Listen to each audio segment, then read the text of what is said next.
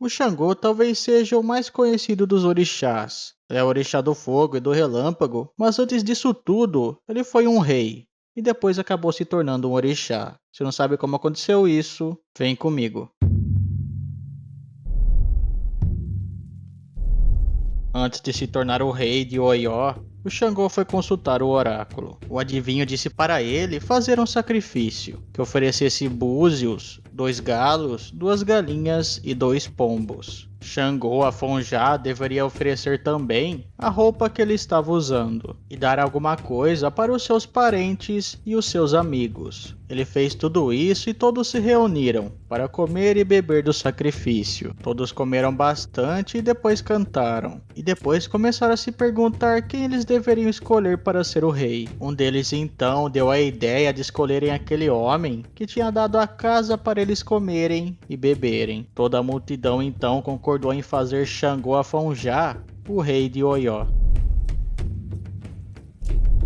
Xangô e seus homens estavam lutando contra um inimigo implacável. Os guerreiros de Xangô que eram capturados por esse inimigo eram mutilados e torturados até a morte, sem nenhuma compaixão ou piedade. As atrocidades não tinham nenhum limite. O inimigo ainda devolvia para Xangô os seus guerreiros em pedaços. Xangô já estava desesperado e completamente enfurecido. Ele subiu em uma pedreira perto do seu acampamento e de lá começou a perguntar para o Orumilá o que ele deveria fazer. Mesmo depois de pedir ajuda, ele continuava muito irritado, então começou a bater nas pedras com o seu machado. Do seu machado começaram a sair faíscas que se tornavam línguas de fogo no ar, e esse fogo começou a devorar os soldados inimigos. A guerra que parecia perdida começou a se tornar uma vitória. O Xangô conseguiu ganhar a guerra, e aqueles chefes inimigos que tinham ordenado aqueles massacres contra os soldados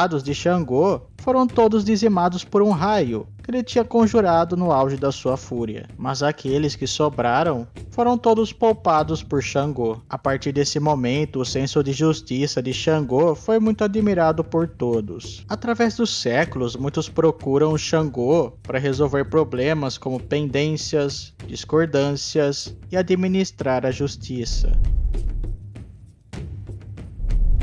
Aganju era o pai de Xangô, mas eles não se conheciam. O Aganju era tão temido e respeitado que ele sempre deixava a porta da sua casa aberta, porque ninguém se atrevia a entrar. Na sua casa sempre tinham muitas frutas, porque os rios, as savanas e as terras pertenciam a ele. Em um certo dia, o Xangô entrou nessa casa, comeu bastante e ainda se deitou para dormir na esteira de Aganju. Quando chegou o Aganju, ele encontrou aquele homem atrevido descansando na maior tranquilidade. Ele fez uma fogueira e jogou o Xangô nela. Mas como ele iria se queimar, sendo que ele era o próprio fogo? Então o Aganju pegou o Xangô, colocou em seus ombros e levou ele até as águas para afogá-lo. Mas do mar apareceu a Iemanjá, que era a mãe de Xangô, e ela disse para o Aganju: "O que você está fazendo, Aganju? Não pode matar o nosso filho." Então o Aganju olhou para o Xangô e se deu conta de como eles eram parecidos. Então ele disse: "Eu, Aganju, sou o homem mais valente e bravo. Sou o homem mais valente e bravo de todo o mundo. Tu, Xangô, és tão valente e bravo quanto eu. Estou certo que realmente és o meu filho." E os dois se juntaram e cantaram.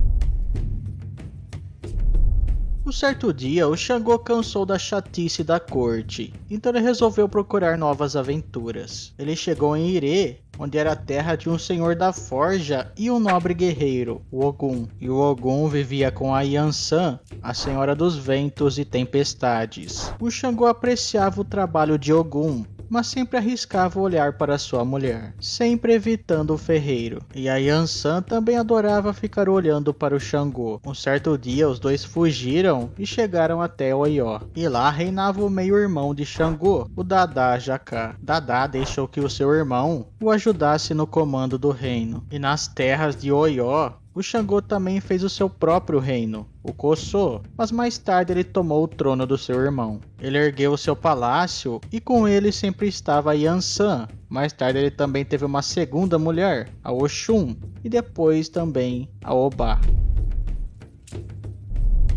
Uma vez em Taco, apareceu um animal feroz. Ele devorava todos os homens e todas as mulheres do local. Devorava velhos, adultos e também crianças. O medo se espalhou até chegar nos ouvidos de Xangô. Ele foi até Taco para matar o animal. O animal era uma monstruosa e terrível criatura que ninguém conseguia vencer. Quando viram que Xangô chegou, começaram a perguntar para ele: "O que você veio fazer aqui? Perder a vida?" Xangô respondeu: "Eu vim aqui para acabar com esse monstro." Quando aquele ser monstruoso rugia, a terra toda tremia. O Xangô não quis soldados para enfrentar o animal. Somente ele, e no corpo a corpo, lutou e matou o monstro. O Xangô começou a dançar feliz da vida e soltando fogo pela boca. Uma certa vez o Xangô estava fugindo dos seus inimigos. Eles queriam acabar com ele de qualquer forma. Se pegassem ele, provavelmente arrancariam a sua cabeça. Ele foi se esconder na casa de Oiá, mas os seus inimigos cercaram a casa. Não tinha como escapar, mas o Xangô teve uma ideia. Ele vestiu as roupas dela, cortou o cabelo e cobriu o seu rosto. Se vestiu da maneira mais parecida com uma mulher possível. Colocou pulseiras, joias e colares. Então Oiá gritou que sairia para um passeio, mas na verdade foi o Xangô que saiu. Todos acreditaram que fosse a Oiá, por toda a sua elegância e formosura, e os inimigos abriram respeitosamente o caminho. Mais tarde, quando a Oiá verdadeira saiu na rua, todos perceberam que foram enganados, mas já era tarde demais. O Xangô tinha escapado da morte.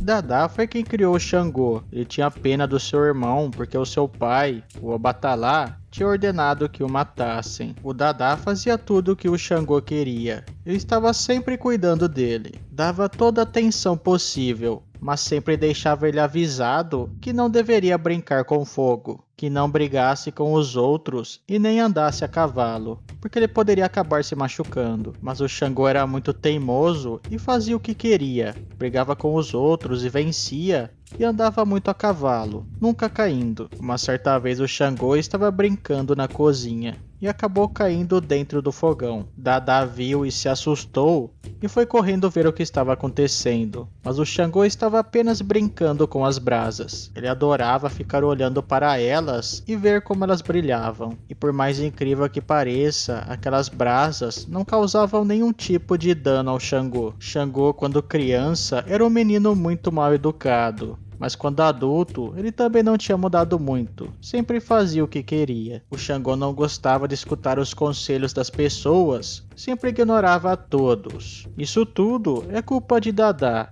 que o mimou demais quando ele era criança. Bem galera, o vídeo foi esse, eu espero que vocês tenham gostado. Não esqueçam de deixar o like ou dislike avaliando o vídeo e se inscreverem no canal caso vocês não sejam inscritos e de deixarem nos comentários algum assunto para um próximo vídeo. Muito obrigado por tudo e até mais.